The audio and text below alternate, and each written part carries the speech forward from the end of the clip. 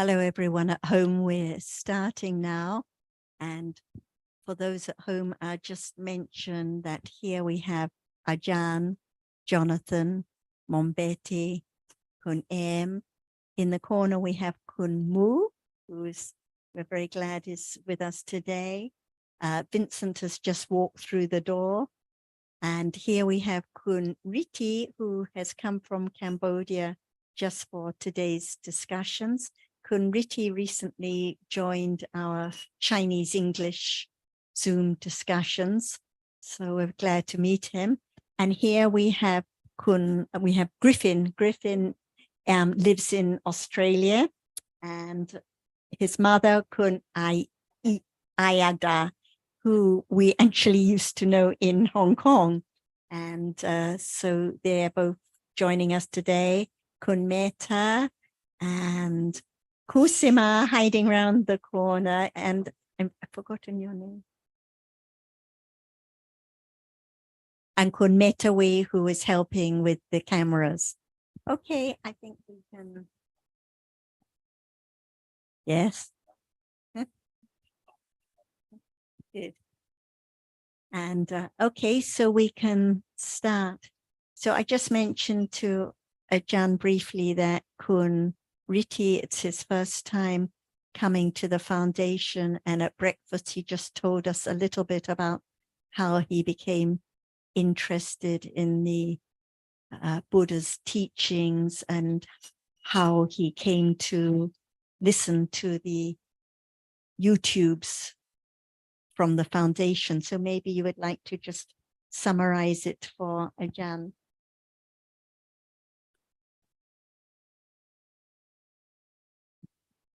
Good morning, everyone. I'm Rati from Cambodia, and I'm 34 years old.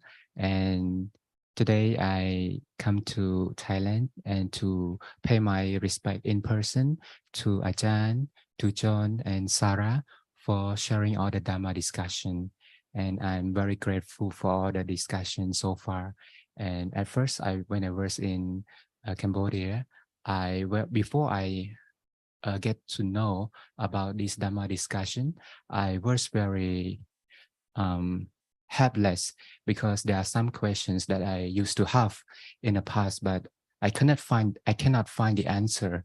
It's like I was in the dark, and until I found the discussion of the Dhamma in the Dhamma Home website, and then I get to know about the YouTube channel discussion, and get to see the video, the video, and also the books that was uploaded. So I download some of the books to read, and from all of that, I get to have more understanding about the Dhamma, and I have more interest to understand the Dhamma. And here I am today to say big thank you to Sarah, John, and Ajahn especially, and also Vincent, because without you all, I will be in the dark and I will be very helpless.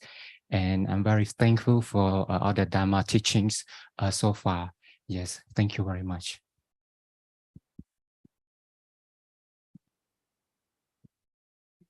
Perhaps you can say what you have found most helpful, because you mentioned you had many questions, and what it is that you have been asking and what you find most useful to study.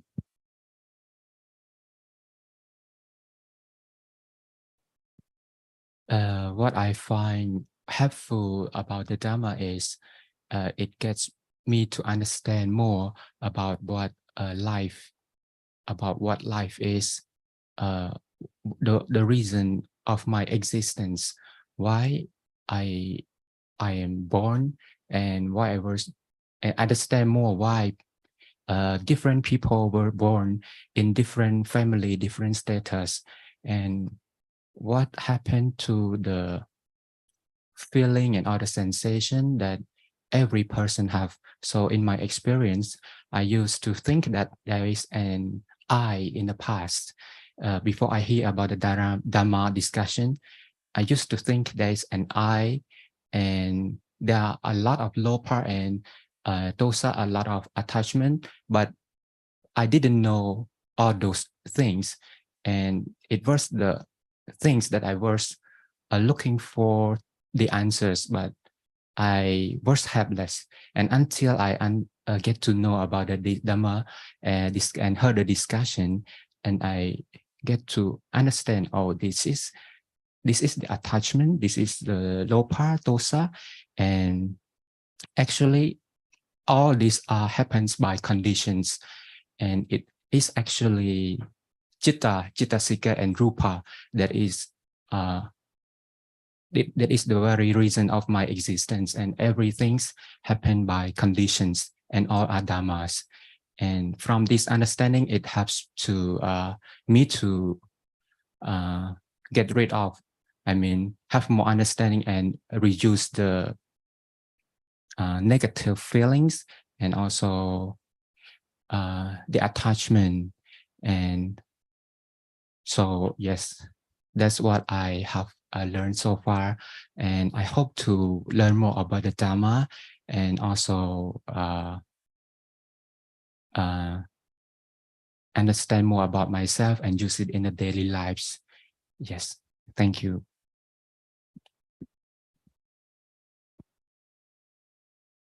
Is there any question you would like to ask today? Anything you would like to ask Ajahn in person? Because it's a special opportunity today. Thank you, Sarah. I have a question. In Dhamma, we have many cetasika, and in those cetasika, there are two cetasika. One is metta, and one is tina. And I think those two are very similar. And what I understand about those two cetasika is it means being lazy or having no spirit to do anything. But I cannot distinguish the difference between those two cetasika. So it will be helpful if Ajahn, Sarah, and John could elaborate more about the meaning of the difference of these two cetasika. Thank you.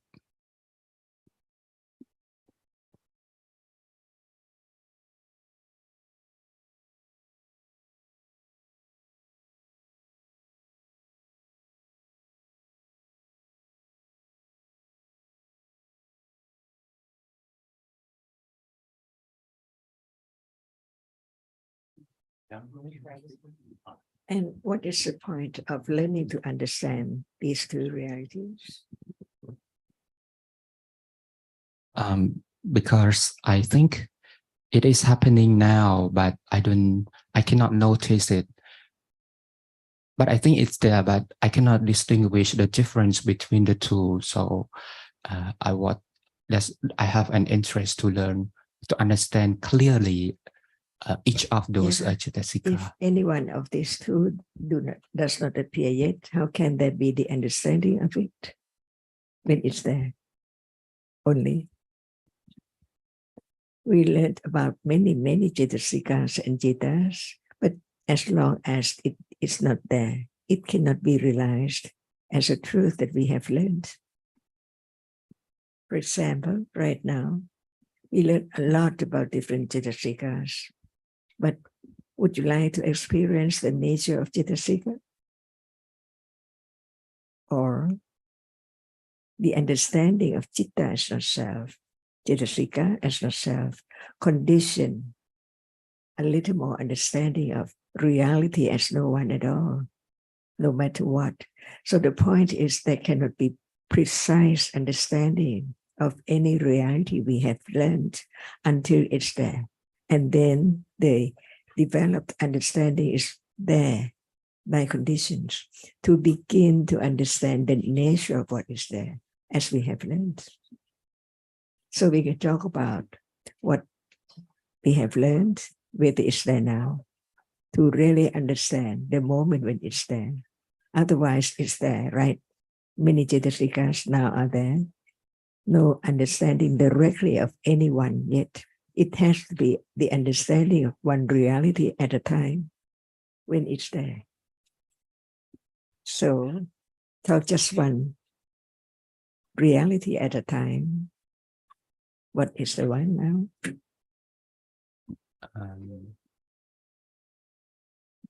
Tina. Yes. What is it? The word or a reality?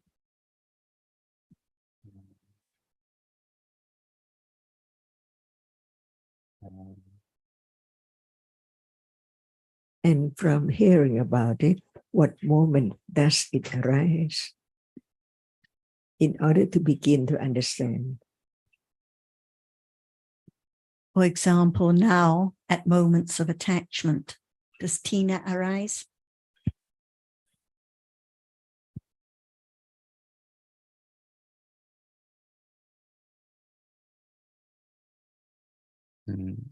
No.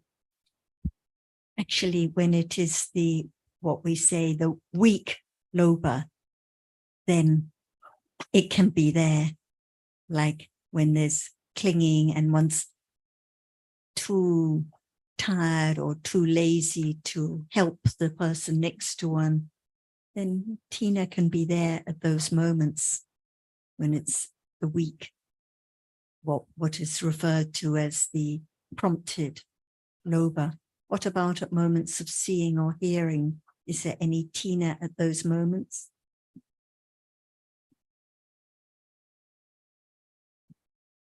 Yes, I think there are Tina for some moments. I'm not sure if... What about at the moment of seeing itself? When seeing sees what is visible, is there Tina at that moment? No. No. What about at moment of hearing? No. No. What about at moment of ignorance, when no clinging, no aversion, just ignorance? Any Tina at those moments? No. What about at moments of dosa, when there's unpleasant feeling and when the dosa doesn't like the object? Is there Tina at those moments? No. What about when one's just feeling very sleepy in the discussion and it's a bit unpleasant at those moments? Slight unpleasantness, slight dosa. Any Tina at those moments? Yes. Yeah, at those weak moments, those prompted moments of dosa, then Tina is there, just feeling a little lethargic, a little sleepy. It's there at those moments. So Ajahn is saying, first of all, there has to be a little understanding of when it arises. Otherwise, people just have a conventional idea. Oh, when I felt sleepy for 5 minutes, Tina was there, but it just arises for an instant. And does its characteristic appear? Yes. There can be the beginning of considering it, but it's just for a moment and then gone. And who can distinguish between Tina and Mida? Because even to just understand when Tina appears is not easy because it's subtle. And if there's trying to pinpoint, this is Tina, this is Mida, when actually they always arise together, I think it's just I trying to find them. It's not just the understanding of what appears at those moments. So it can arise with weak moments of attachment or weak moments of dosa, but not with ignorance, not with seeing, not with hearing, not with other kinds of citas. And sometimes there is that kind of laziness to perform kusala, laziness to help, laziness to understand, just for a moment. So it's there, but if one looks for it or tries to find it, it's not the understanding of its characteristic at that moment. It seems like there is understanding when the answer is Yes and no. Right? But how can there be just the idea closer to the nature of Dina? And do we mind to know Dina, or we have to understand both? See? Dina and Mita, does it arise separately? It arises together. Okay. So if we understand a little bit of Tina, we don't mind about Mita is there, because even Tina now, it's not known. See? That's why we learn to understand the moment when it's there. The moment when it's there, to be different from when it arises and when it does not arise. Sometimes we'd like to listen to the teachings or doing something, but it's so weak. That's why no hearing. Just wanting or clinging just a little bit, but not enough, right? Is there any difference at moment of listening pleasantly, carefully, and the moment when it just wanting to, but it's so weak that it's not done at all? Is it sometimes when you like to read the book, the teachings, but no reading at that very moment? Yes. The difference, right? One with Tina Mita, even its attachment, just wanting, but it's so weak. But the other moment, no one can stop that moment when it's moment of reading. No Dina, no Mita. A little bit of understanding moments to understand that even attachment is different with Dina Mita or without Dina Mita, weak or strong in a day. But can it be directly known?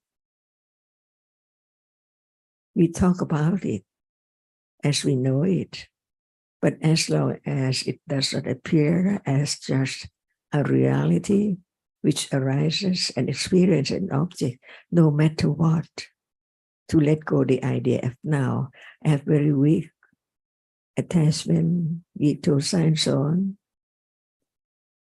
But it's a moment of understanding that it's not I or anyone at all. That is the point. That's why in the beginning, there is not clear enough of the understanding of the nature which now experience the object. It seems it's there, seeing, thinking, that which is seen, everything is there. But how can there be clear understanding of the nature of that? That one is the reality which experiences object, and the other is that which is experienced right now, not clear yet. That's why how much we learned about it, and even it's there now, it needs more development of understanding, closer and closer to the truth, to understand not yet the Dina or Mita, what is there as that which arises and experiences the object by different characteristic and by different function. For example, now, attachment is not seeing. Attachment is not seeing, for sure, because seeing is the chief of experiencing what object now appearing. And attachment is attached to that which appears, which is experienced by the reality, which is the chief of experiencing. See, and we talk about the other reality as Dhamma, the reality which experiences the object, but as long as the characteristic of the reality which experiences the object is there to be known, realized, it's impossible to have clear understanding of what is there as we have learned. No one at all.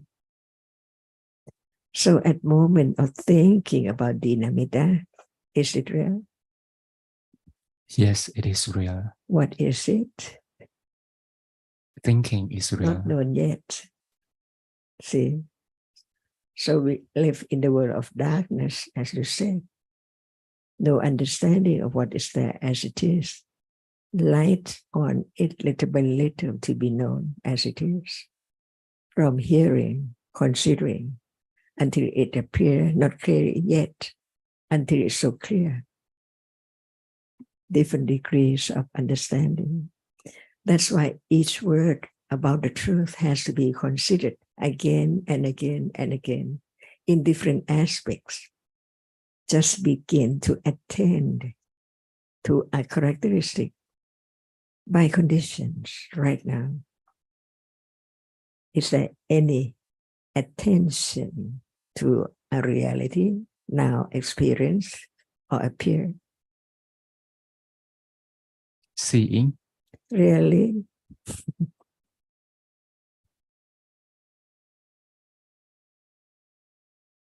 think what Jan, the example she gave earlier was a good one of when listening.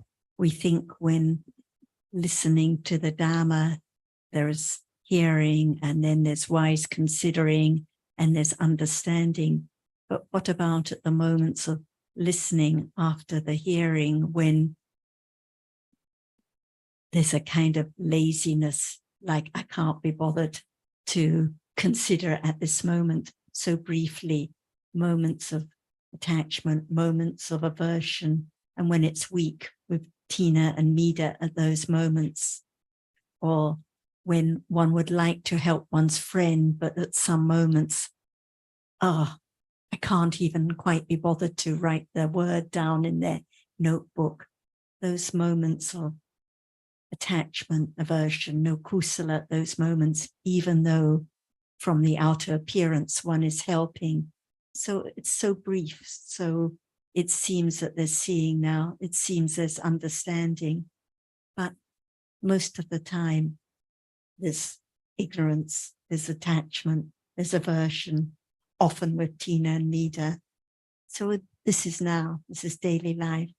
Most of the time, nothing is understood at all, even though we're listening to the Dhamma, listening to Ajahn talking about different realities. So like we were discussing at breakfast, it just shows how quickly different citas, different moments of kusala and akusala arise and fall away. And if there's any trying to catch, trying to know, is this Tina and Mida now? Is this Loba now? Is there any understanding now? Then for sure, it's attachment at those times. It's I trying to pinpoint or find out. So like we were discussing, the main point is that these dhammas are anatta, not in anyone's control. And it's daily life. They don't belong to anyone. It's not your Tina and Mida or my Tina and Mida or anyone's Tina and Mida. There are just different dhammas arising by the conditions and each one gone. So does the seeing appear now? We say yes, but really, does it appear at this very moment? Only understanding can know.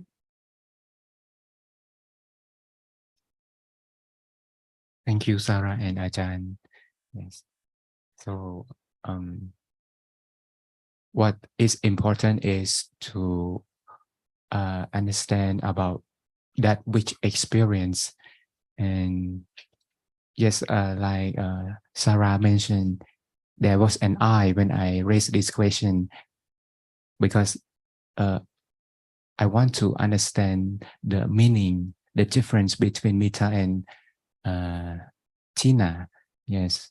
And after hearing the discussions, I noticed it is more important to focus on the present moment and notice that which experience instead of focusing on that which is experience. Thank you.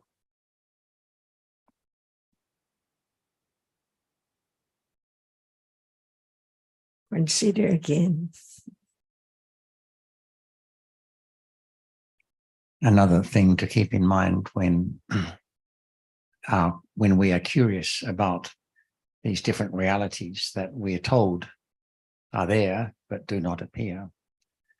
Another thing to keep in mind is that the explanation of their characteristic and function is given in conventional terms like sloth and torpor, and it talks about sleepiness, laziness. But of course, we know that consciousness arises. We're told that consciousness is momentary, arising and falling away in a flash, and the mental factors that accompany it are also, of course, momentary. So their function, although it may have a label that we can relate to, it doesn't mean that that label is a good indication for us of what the characteristic is when it when it appears to be known, because we can't imagine how it means to be lazy in a brief moment that takes an object when the consciousness arises and has something as its object. So I suppose what I'm saying is there's a limit to the usefulness of trying to pin down these different realities. It's helpful to know that they are there, they do exist, we are told. They have a characteristic, but as far as understanding their nature and function, that will have to actually wait until understanding develops to the stage where the reality appears, if it ever does, because not all realities are ultimately going to be known, only some, and that will vary depending on the individual's accumulations and different factors.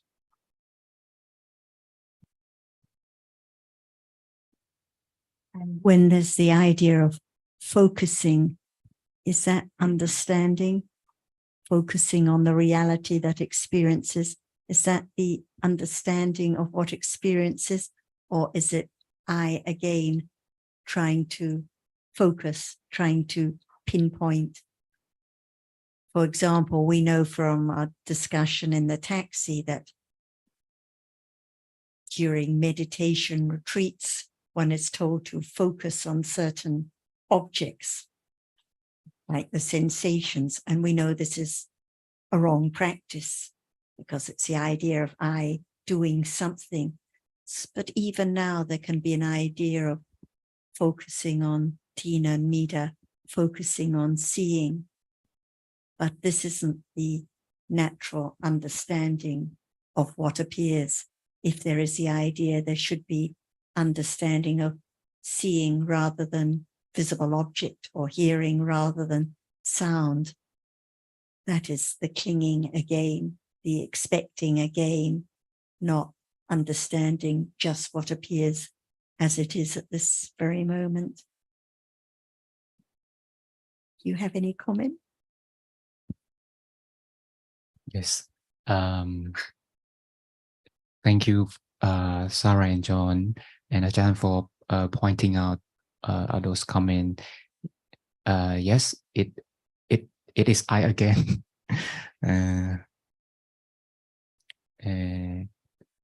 Thanks. It reminds me that things happen by conditions, and when it arises, then we can experience it. And if it does not, we cannot experience it. And if we want to make something arise or want to focus on something, there is an I behind, an attachment who wants to get something from doing something. Yes, so thank you for pointing out that.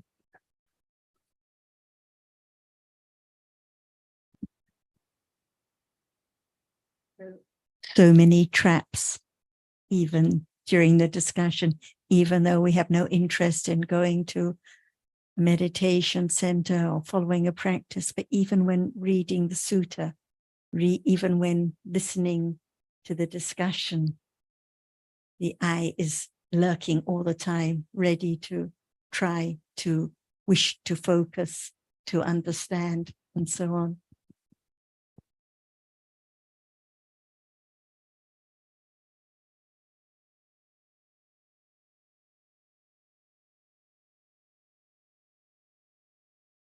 I don't have anything else to say, but I just wanted to mention to Griffin that he's welcome to join in any time if you have anything you'd like to ask or bring up or make a comment.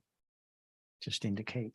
And I'd just like to introduce Maeve has just joined. Maeve lives in Melbourne. Maeve, we have two friends here who live in Melbourne. This is Griffin and Griffin's mother, Anida. Ayada. And just before the discussion started, Griffin made a comment to me. He said something like, everything is too fast, so we need to slow down to think about it. Would you like to explain what you mean by this comment in a bit more detail, Griffin? You need to turn it. Well, I guess an example would be, you know, how I go every day at school, because I'm at boarding school. Everything goes too fast for anyone to just stop and think about what they're doing, you know, because you start the day at 7 and then there's something you have to do every single hour of that day, and you don't get time to just stop and think, you know, about your future, about life. The next thing you think about is just the next commitment I have, what test I have tomorrow. And then once you're done with that, you go to bed. So there's really no time, I guess, in this world where everyone works all the time to stop and really just think about what's important and what's really, you know, right in front of you. You know? Well, I guess people have thought about what's important for you, so you don't have to think about it. But I understand what you mean. That there's the feeling that if there was more time to consider things, then it would help to clarify and make life smoother, or to have.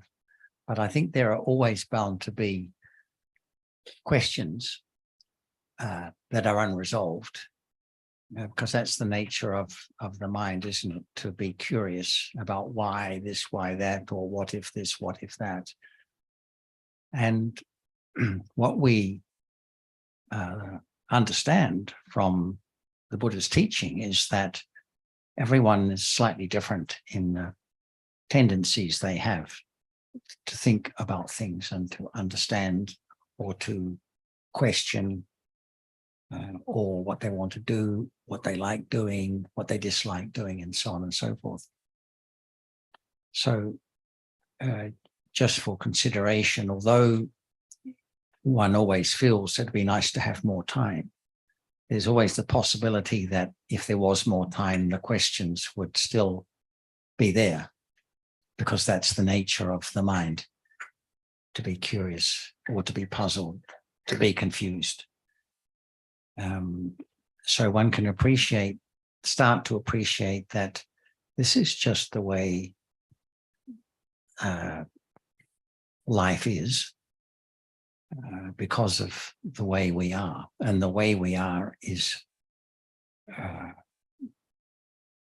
dependent on what has come before this moment, and whether it's within this lifetime or whether one thinks of the possibility that at the moment of the possibility of several lifetimes, it doesn't really make any difference, because each moment of experience is accumulated. Each moment of like and dislike is accumulated. And so what we take for the individual that we are keeps changing through life. And we know from our own experience that different stages of life, we have different interests, and that's just part of the ever-changing nature. So there's no fixed or single truth that is you or me. And perhaps, and there's always, just on the conventional level, there's actually always time to have these thoughts regardless of what one is doing, because even when one is playing sport or some activity, for example, there can be thinking about these questions that one has. So it doesn't actually need spare time.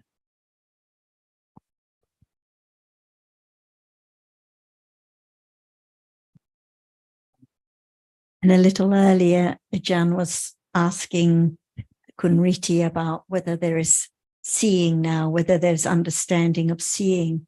So whether one is writing an exam or sitting here or cooking in the kitchen or lying on one's bed doing nothing, seeing is still just seeing, arising and falling away instantly. Hearing is still hearing, arising and falling away instantly. If there is understanding, it's just for a moment. It can pop in any time at all, on the playing field, in the exam, when lying on one's bed. So conventionally we think, oh, I'm too busy to understand the Dhamma, or the too many activities. But this is just a story about one's life. It's not the understanding of the reality at the very present moment. So we can make excuses. We can say, I've got too much cooking to do, too much shopping, too many exams, too much pressure, too many this and that. But what about this moment? What about when there's thinking like that? What is the reality? So when we're studying the Dhamma, it all comes back to this moment, however life is right now. Otherwise, we're just thinking about, well, if only I didn't have to do the exam, if only this, if only that, if only I were in another place, forgetting all about the truth at this moment, which doesn't depend on the circumstance at all.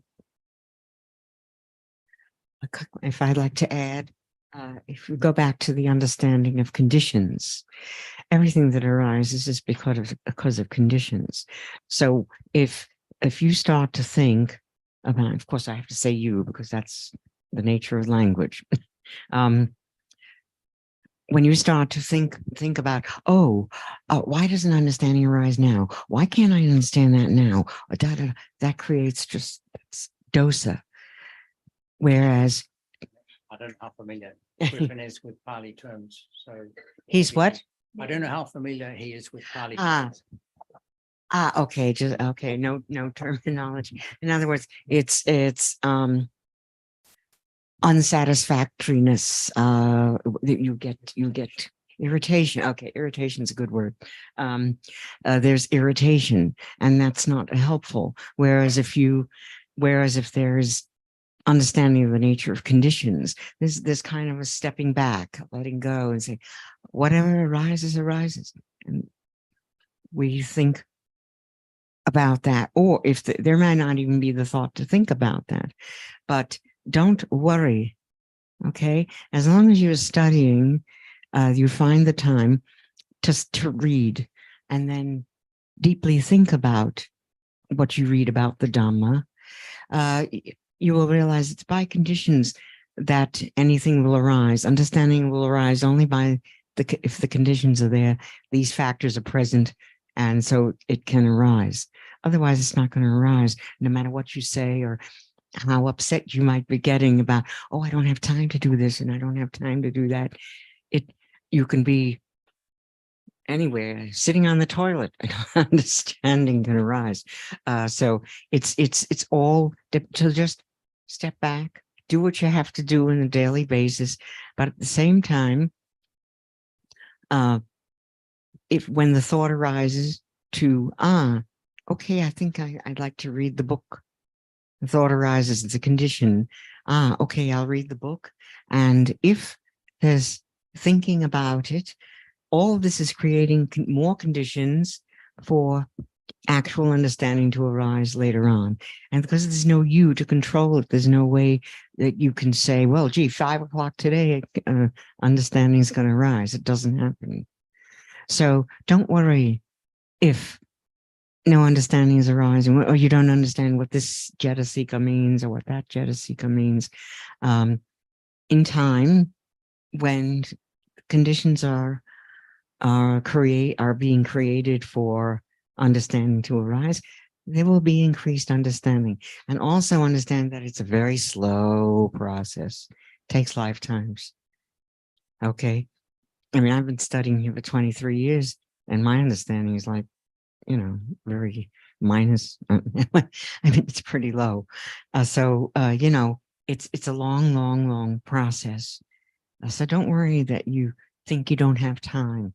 But if the thought arises in the mind that, oh, I want to read the book, so you go and read the book, and then if the thought arises, oh, I better think about that. I don't understand that thing. Let me think about that. Okay, so you do it. Okay, because thought always precedes action anyway. So just relax. Vincent, do you have any comments? Because maybe in the past you might have also thought that one needed to slow down or go to a quiet place or go on a retreat or something, but now you appreciate that it doesn't matter how life goes. I'm not sure if my situation is similar. It sounds like grieving, right? Grieving is thinking that too much on the plate in a date, right? In one day, too much. So, and you probably have the inclination, you want to have your own pace and not to be too fast. So kind of different from my situation, but I think it's similar in that for many of us before, we may have thought that if it was another situation, another time, if one was quieter or one needed to go somewhere or follow some practice, for example, rather than just understand what appears now in life, no matter whether studying at school or working here or there. So I think it's common idea that another time, another place, another way would be better. So one blames the structure or the pace of life or thinks everything's too fast in Hong Kong or there's too much structure at school, but it's not understanding anything about life at this moment. So that was the point. Do you have any comments, Chris?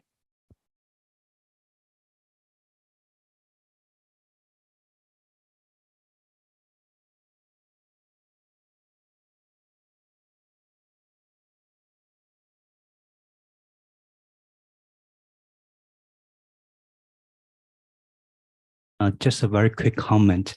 The chitta, or in terms of Dhamma, the chitta is so fast.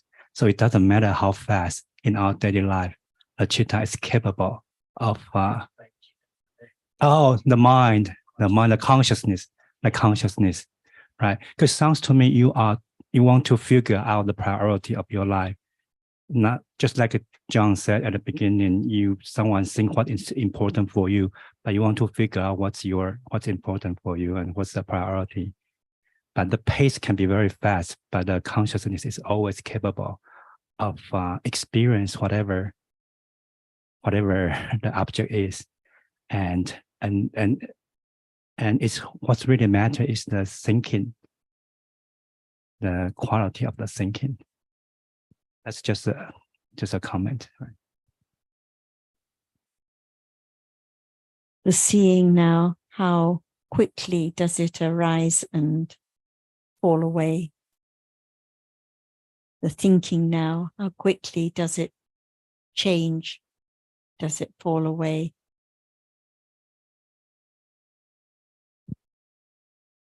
Is the thinking now the same as a moment ago?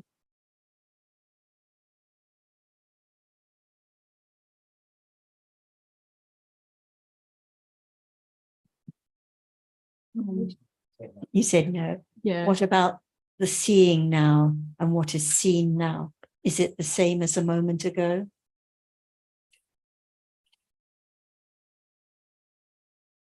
Well, I guess in this context, is seeing really important to understand?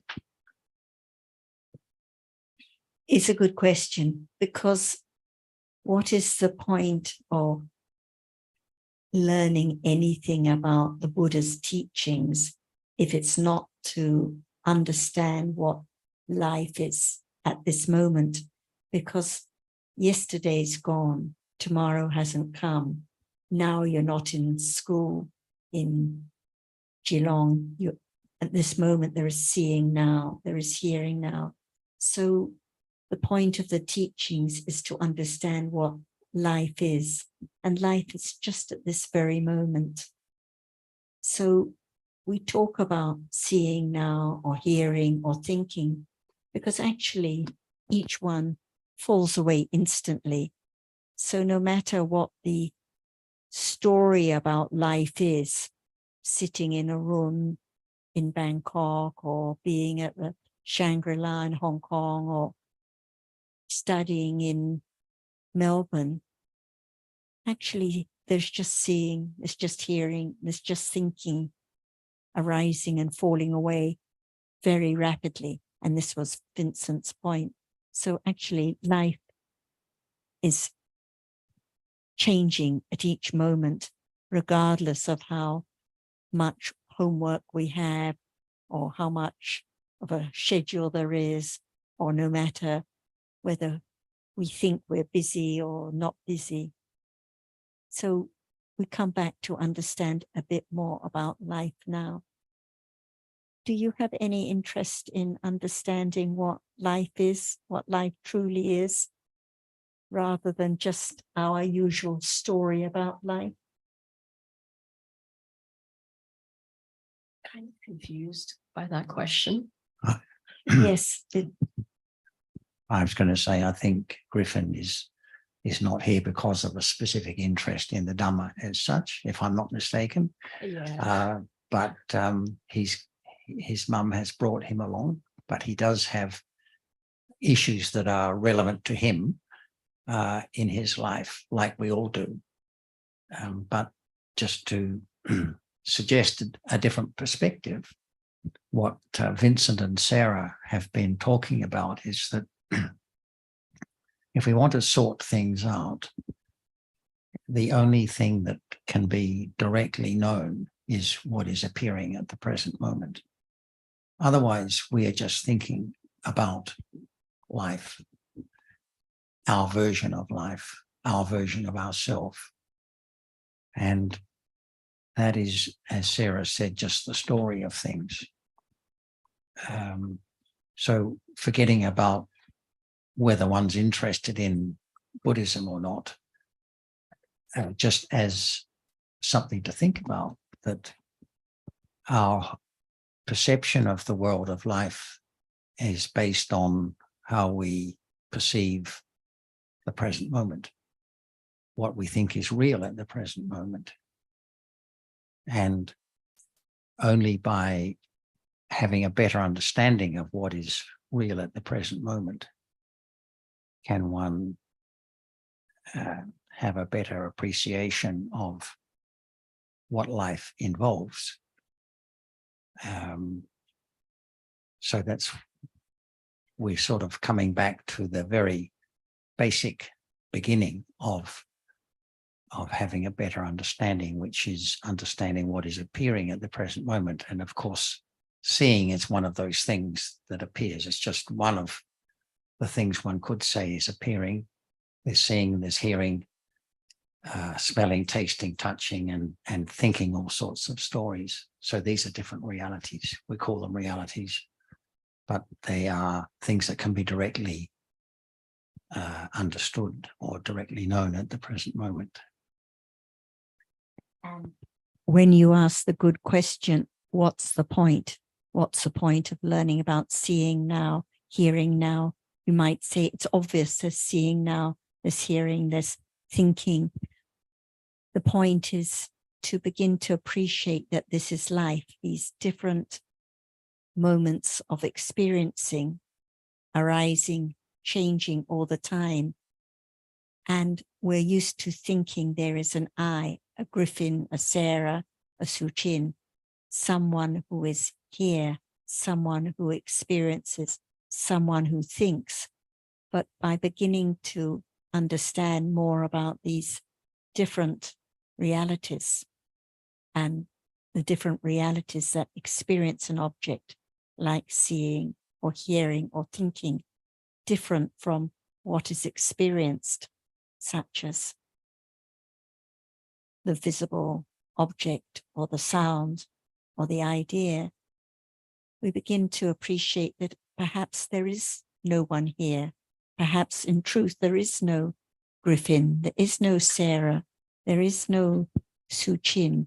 There are just these different realities arising and falling away very fast, no matter what I think I can do about it. I may think I can slow it down or I can stop thinking, but in truth, these different realities arise by their own particular conditions so rapidly in life and fall away.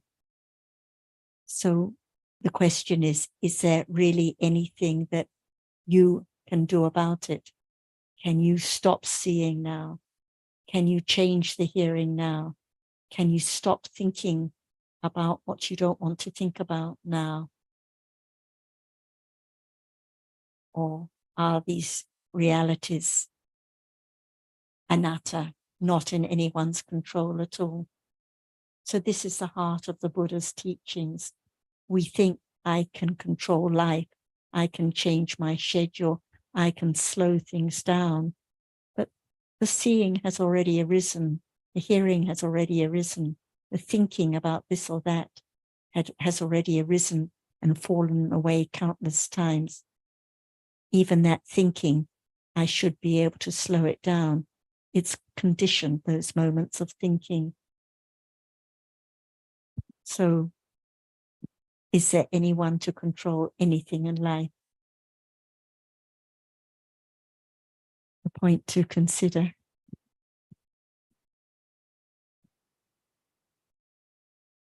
I don't know.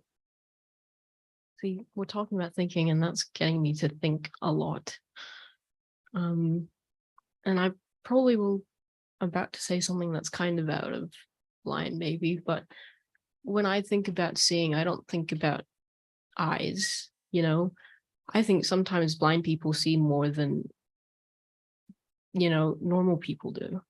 It's just how much you're willing to accept and how open your mind is to the possibility of there being these different realities. And I think the only thing that you know that is true is what you're feeling in that present moment, and how everything, whether they're real or not, is affecting you yourself, but not what's happening, but what's happening in you while everything is happening, I guess.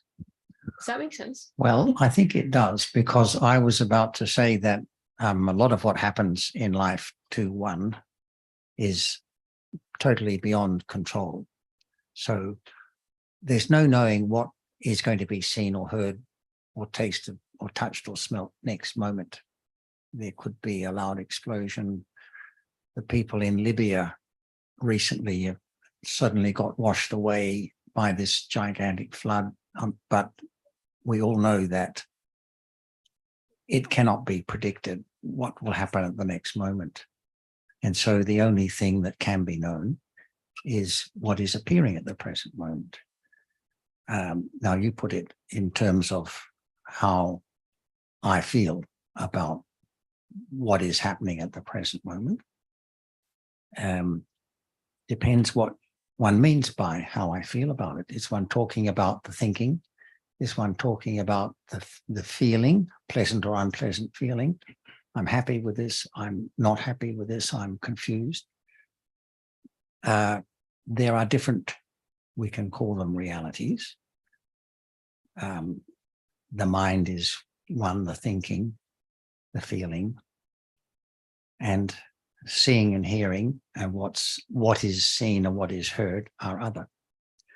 So in a sense, I think you're right that one can only know what one thinks and feels oneself about the present moment. But there is more to be known about the present moment than what appears. And so that's what we are talking about here today, and that's what we appreciate has to be better understood.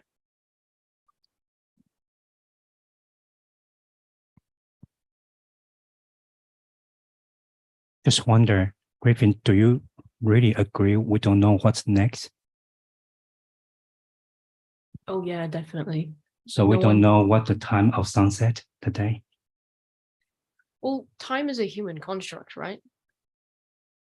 The sun may set here at 5, but it sets at 8 p.m. in Australia.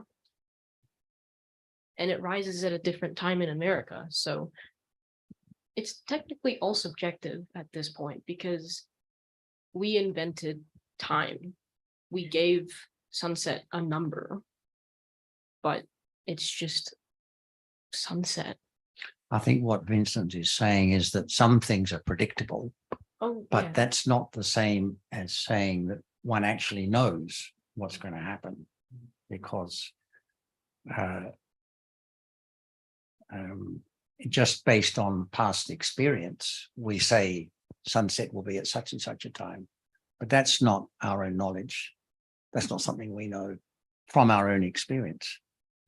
That is just, we have read that. And so that's called theoretical knowledge, not direct knowledge. So different from direct understanding. And even though things are predictable, and if life would be terrible if things weren't somewhat predictable, but it's still possible to say that one cannot know what is going to be seen or heard at the next moment.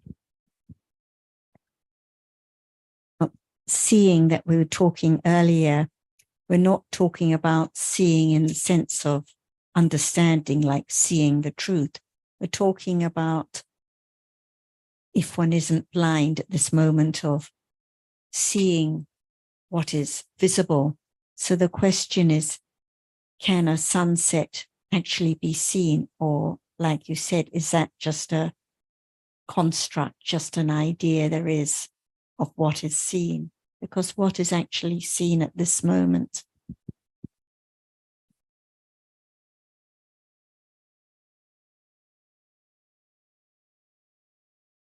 Yeah, the sunset can be seen,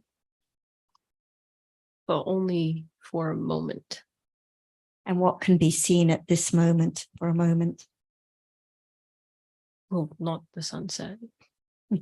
Right. So it's just an idea, just thinking about an idea of sunset. So when we say that what arises now can be controlled, the thinking now, like you said, now there's a lot of thinking. Before coming here, there was no idea about what thinking would arise. Even now, there's no idea about what thinking may occur in 2 moments' time. The seeing now, no one chooses to see now. No one chooses to hear. The hearing arises, hears the sound and is gone. We think we hear the voice of someone. We think we see the books and the sunset, but actually it's just sound that is heard.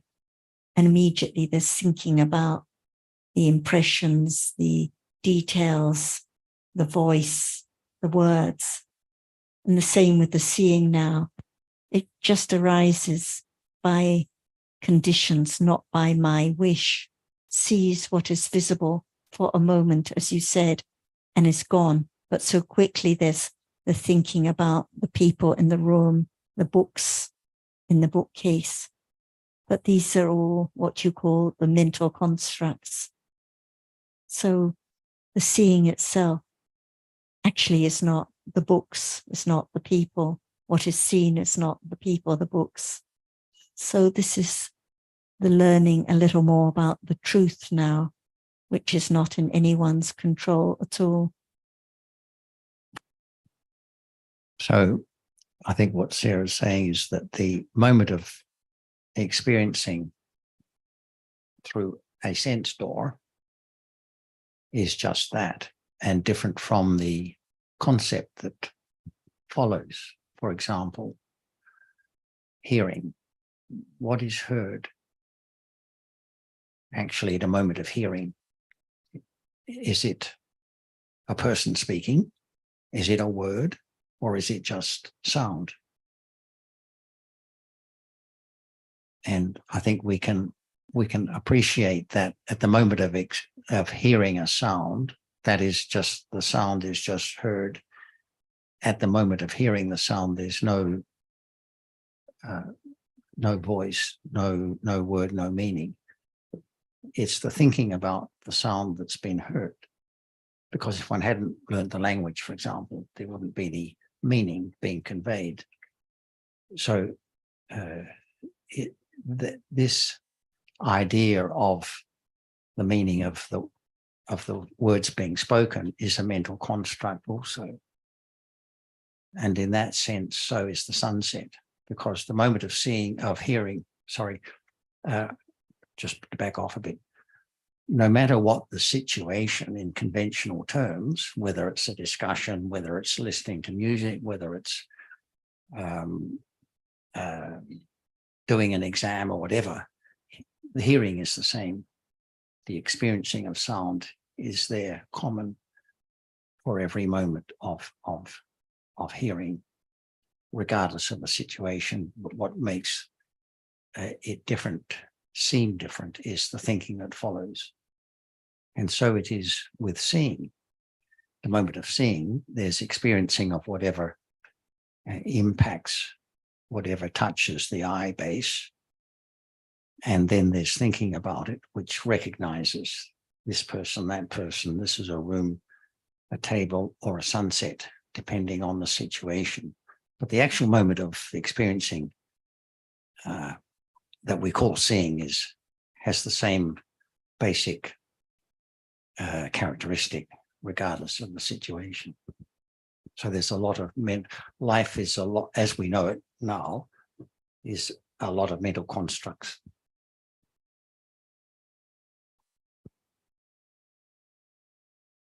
So the seeing in Melbourne, the seeing in Thailand, what we call John's seeing or my seeing, or the seeing of an animal, the seeing of an insect, it's still just the reality of seeing the truth. The seeing in the Buddha's time, the seeing now, it's still just the reality which arises by conditions, sees what is visible, falls away instantly. And this is why what the Buddha taught is true for all, in all circumstances. Perhaps Ajahn would like to add some words or ask you some questions. What are there in life? What are there in life?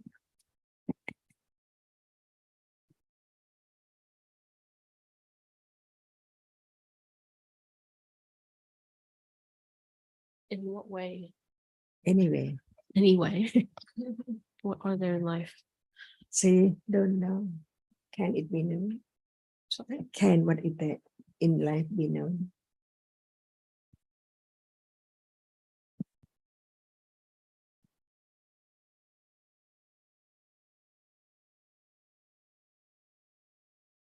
I don't know. There's kind of too much to think about now. To be truthful, is this moment, is this life, is this moment life?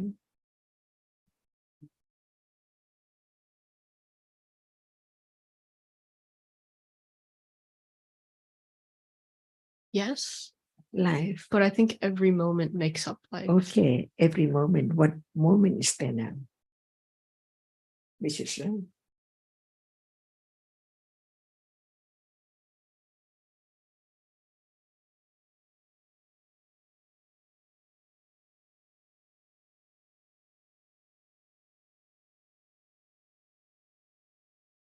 So See? brain's overflowing.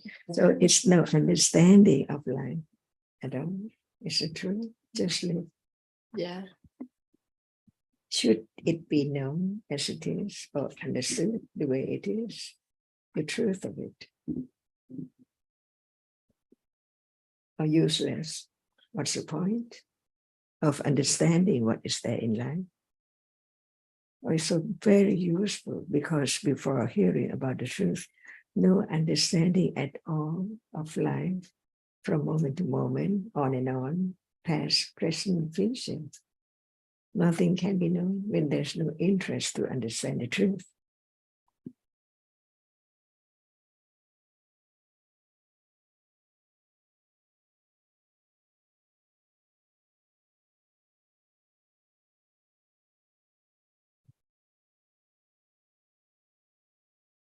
It has to be one's own idea.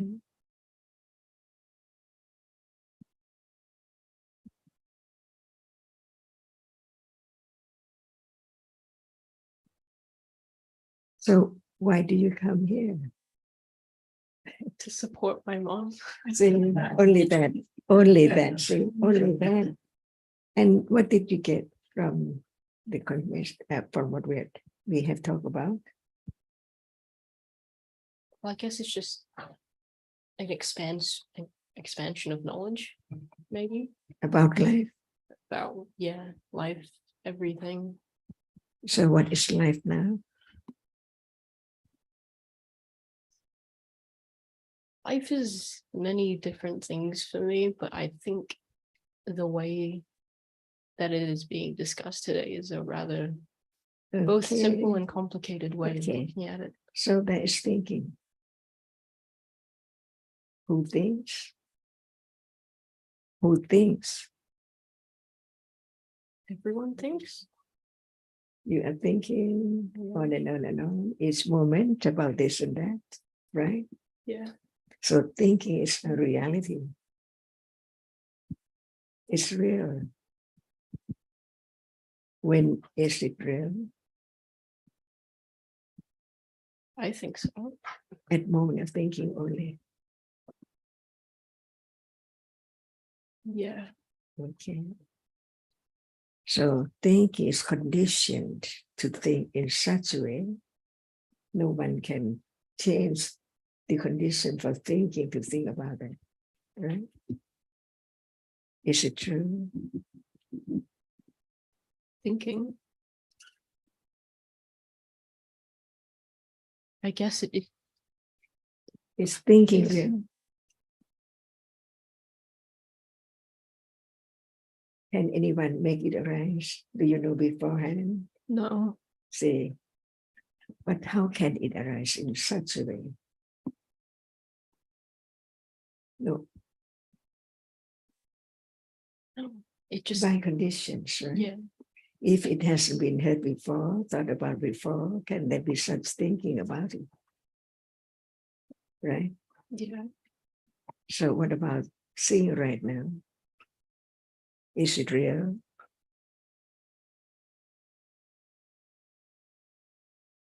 It's here, but I don't know if it's real. But it's seeing right now. Who knows whether it's real or it's seeing right now. So seeing is real right now, at moment of seeing only. Is it you? Is seeing someone, or is it you now seeing?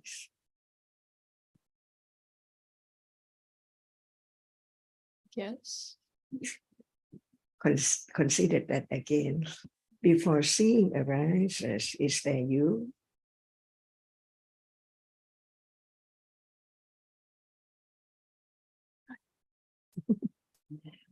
So we learn little by little to understand the truth of what is there now as it is, not as we thinking about it.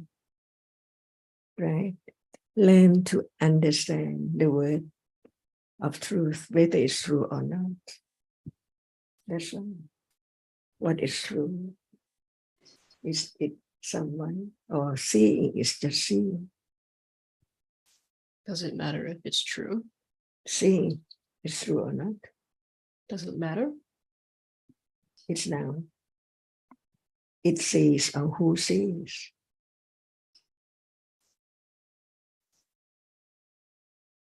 May I make it? Matter. Sorry, just a moment. Does it matter? The point is there in truth a you? This is what matters. Because we go through life thinking there is an I that sees, hears, thinks, talks, comes here, goes there. But in truth, is there an I? If the seeing is I, what about the hearing? Is the hearing I too? If the thinking in a good way is I, what about when there's the thinking in a bad way? Is that I? Is everything I? Or are there really just these different kinds of realities? Like you said, seeing is here. If seeing is here, there must be seeing, otherwise it can't be here. And you said there are many moments, but actually life can only be one moment at a time. So we say life is a string of moments, but now life is just one moment. If there is seeing now, there cannot be thinking at the same moment. It seems that I see, hear, think all at the same time. But in truth, moment of seeing, moment of thinking, moment of hearing, one at a time, different realities arising by their conditions. So where is the I? Can the I be seen? Can the I be heard? Or can it only be thought about? So the study of all these different realities is to show that however hard we look, in truth, no I to be found, no core. It's like peeling away the layers of an orange, but no core there. Look, if I can make a couple of points that I've, first of all, look, I really appreciate that you've come here to support your mother.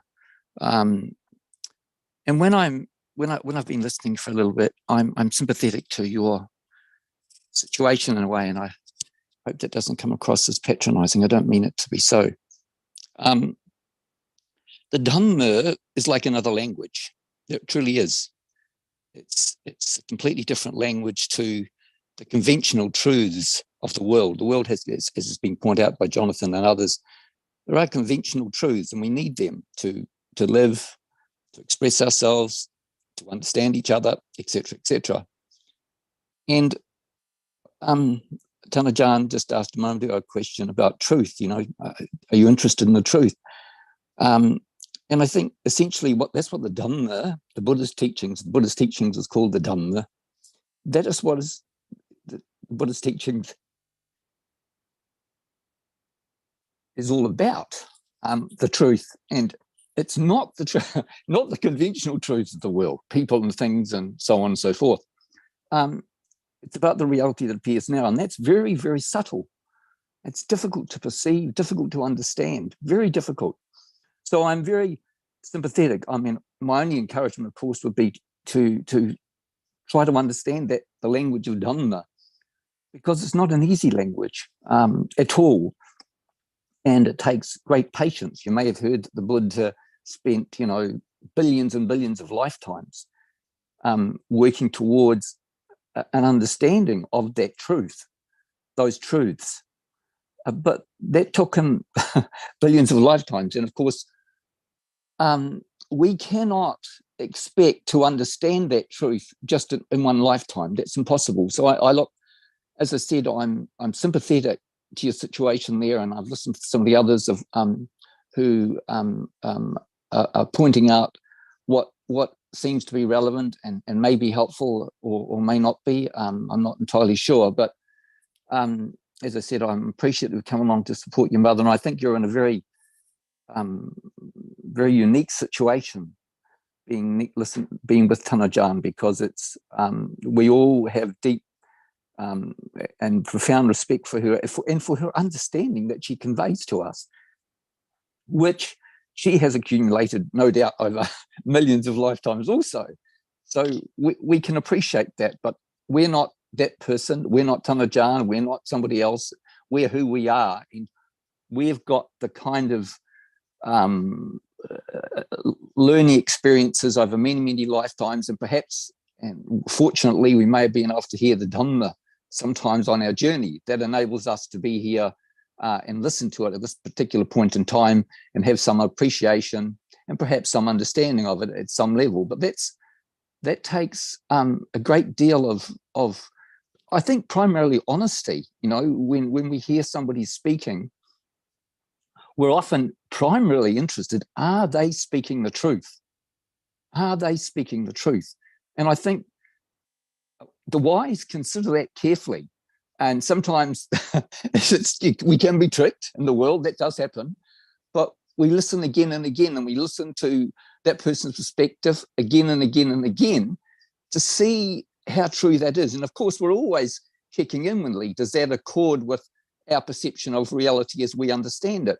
So look, I can only encourage yourself, I'm sorry, I'm forgetting your name, to keep on listening and considering. You know, the Buddhist followers are called sawakas.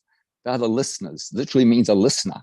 So it's always important to listen up and have tremendous patience with ourselves, if I can use that conventional speak, to enable understanding to grow. You know, the Tana Jan often, talks about the simile of the, it's called the wasijata, which is the simile of the handle of the axe, the carpenter who uses it. When he uses it the first day as an apprentice, he won't notice any marks on that hammer or that axe. But after 10, 20, 30, 40, 50 years, he can see the marks of his continual use or her continual use. It just takes time. So it's not going to, those marks on the handle are not going to appear, the wooden handle, of course it must be in those days. It's not going to appear tomorrow or the next day. It just takes repeated use and appreciation of Dhamma that enables understanding to grow. And I can only encourage you to keep supporting your mother. That's primary in many ways, to be able to take care of our mother and listen to what she has to say. And no doubt she may have asked you to come along, or she may have cajoled you into coming along. Not too sure, but be with her, listen to her, and I say above all, try and listen to what Tana Jan has to say, because I believe deeply, and I suspect there are others in the room who believe she speaks about truth. And that's, if there's anything, life is not worth anything else ultimately. It really isn't. What all the getting and having and seeing and smelling and tasting and touching, they're really not worth anything because they just disappear. And we're all going to die. So at the end of the day, between now and death, the most important is to allow understanding to grow. And I use the word allow deliberately because we can't make it grow, because you may probably have heard the Buddha's teachings of anatta. Literally means the same as the English word unkind, unhelpful, unatta. There's no such thing as a person. So when one looks at that idea of anatta, it's important to consider the implications of that. If that's one of the basic tenets of the Buddhist teachings, the Buddha Dhamma, is everything's impermanent, anicca. Everything is dukkha. Everything is, and that's not an easy word to understand either. It's not important you understand everything all at once. And the primary aspect, one of the very fascinating aspects of the Buddhist teaching, which was quite radical, going to the root of things in the Buddha's times, was anatta, because in that time they believed in the great atta. But he exposed through his teachings patiently over many, many years in his last lifetime that there is really not a person. So it's important to consider the implications of that, and perhaps just to finish up now, because I've gone on for a bit, is to realize that there are two truths in life. There's the conventional truth, in Pali they're known as sammutisatcha, which is the conventional truths, like, you know, the people and things and trees and cars and streets and all that kind of territory. And then there's paramatta-satcha. That's the ultimate truth. It's only because there is the paramatta-satcha, those ultimate truths that that exist, that allow us to have a conventional idea of the world. And even to think about that is not easy to get a head round. Thanks, So Chandra. I think okay. that you've given Griffin a lot to think about there. Right, okay, I've got you. Yep, good. Thank you. So is the seeing now? I don't know. I wasn't really thinking about it. That was just kind of really. So that's the point. We think about so many other things, but this moment, life is now, just this moment. So seeing is now. Is there hearing now? Yeah. Yeah, whether we think about it or not, there's hearing. I feel like if I think about life in the present, then I'm not really present. So there is always the present, but usually because of thinking of other subjects, other topics, there's forgetting all the time about what is now. Actually, it's just hearing now, seeing now. It's not I that is present or not present, just one moment of experiencing at a time. And however fast or slow life seems to go, it's just the reality now. That's life. I think Griffin is making the point that the present is gone before you can really think about it. Is that right? Yeah. Just after you say the word present, it's already gone. It's gone. And that's the point. At each moment, it's gone already. I'm just wondering if would like to Ayada, whether you would like to make any comments or ask anything, Ayada. So thank you, everyone, because I'm very appreciated that Griff, listening, because every time when I say the word or Daddy say the words, Griff have more than one word back to us. But today, when everybody's asking Griff, and it's true, this is the facts. The family is suffering. So I have learned a lot of things. I have to say thank you to Griff as well. That's why I brought him here today to learn, to start, to listening, because family cannot say any words. Like last night, we both so tired, and whatever I say is wrong.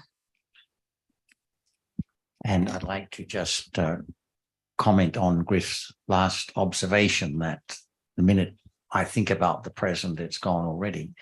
Thinking cannot know the present moment reality, but understanding can, because understanding is that is what sees the reality of the present moment. So the present moment reality can be seen, but it can't be thought about. It can't be known by thinking about it. So it needs further consideration before one can appreciate the significance of understanding. But there are hearing a correct explanation of what is really the reality of the present moment is the starting point for that understanding to appear at some stage. And life is so very tough when we think that I should control, I should change, I should do that. But gradually, when there's a little more understanding of the truth of different realities, a little more understanding, there's no I to do anything. Life becomes much easier. And what you describe at home, it's so common because of the strong attachment difficult to help those very close. And there may be a lot of patience when we listen to others, but difficult to have the patience listening to the family. But you have given Griff the best gift, the gift of Dharma. So no matter what difficulties there are, to introduce one's children to the Dharma is a very great gift. And it depends on the interest in the accumulations, whether there's enough interest to listen and study further.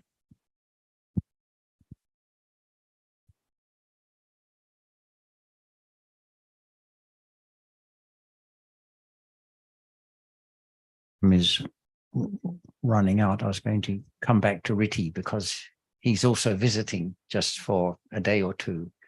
And if you do you have any other question to bring up at the present moment, Riti?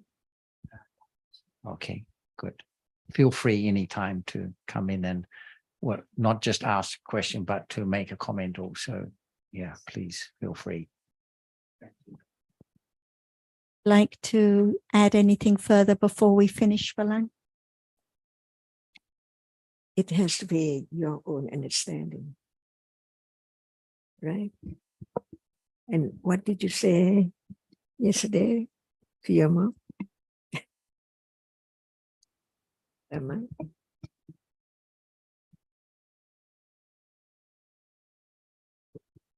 Oh, yesterday is about when we waiting for the taxi. And then it's just one word that I say, okay. Griff asking where we are going to stay. And then I told Griff that, oh, I have to tell you that your dad have booked the place for us, and then he will come to see you too.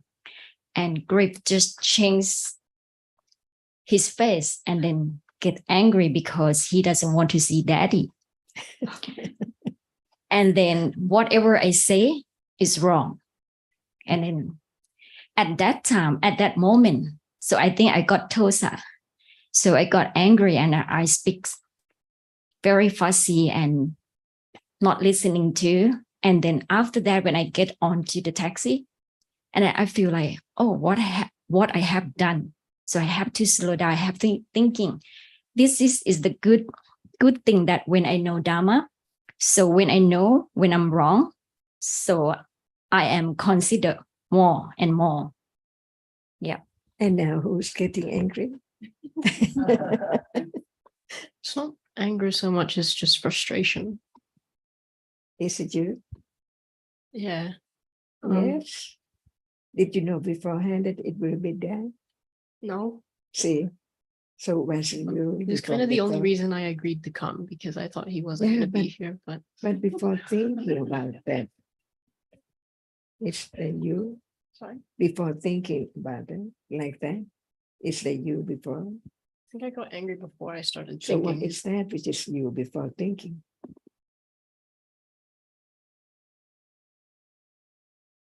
I don't know. Is that thinking now? Yeah. And before thinking? Still Was there thinking. anything? More thinking. Before thinking. Thinking about something else. Thinking about what your mom said. A conditioned moment of irritation, right? Mm-hmm. So when is you, or when was you, and when will be you?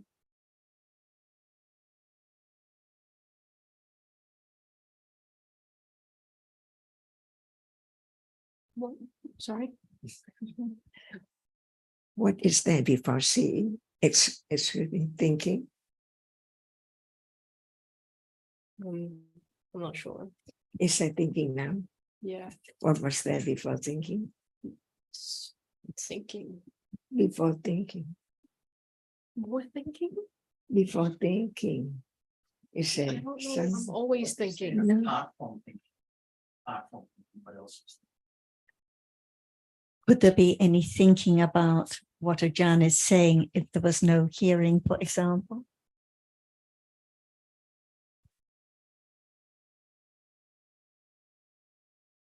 people know. So there must be hearing in order for there to be thinking about it. There must be seeing it before there's thinking about Suchin is speaking. Yeah. So not just thinking, but also moments of seeing, moments of hearing in between.